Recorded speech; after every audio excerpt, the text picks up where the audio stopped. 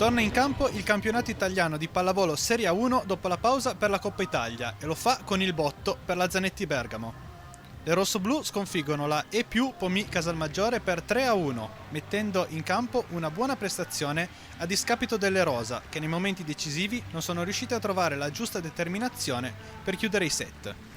Coach Marco Gaspari schiera il suo settetto ideale, formato dalla diagonale palleggio opposto Antoniewicz-Cuttino. Le centrali sono le due ex orobiche Stufi e Popovic, in banda giocano Carcases e il capitano Caterina Bosetti, libero Ilaria Spirito.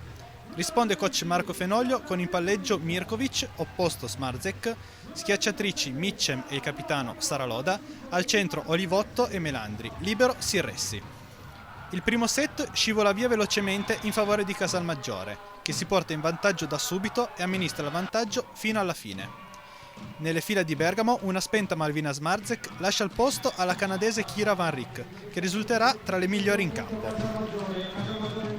Nel secondo parziale non basta una super Daniel Cuttino a fermare la squadra di Marco Fenoglio, che, sotto tutto il set, passa le rosa sul punteggio di 21 e conclude la ripresa ai vantaggi con il punteggio di 28-26.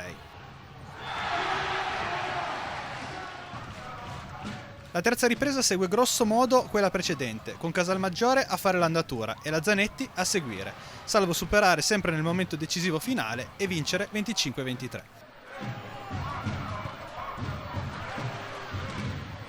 Il quarto set è un continuo ribaltamento di fronte, con le orobiche inizialmente avanti, poi sorpassate dalle casalasche e controsorpassate nuovamente. La spinta decisiva di Bergamo arriva intorno al 16° punto, quando le rossoblù ingranano la quarta e volano alla vittoria finale con uno splendido ace di Saraloda. Ed è proprio il capitano della Zanetti Bergamo l'MVP del match, con 19 punti e 47% di positività in attacco. Premio diviso equamente però con Kira Van Rick, autrice di una prestazione sorprendente con 17 punti a referto.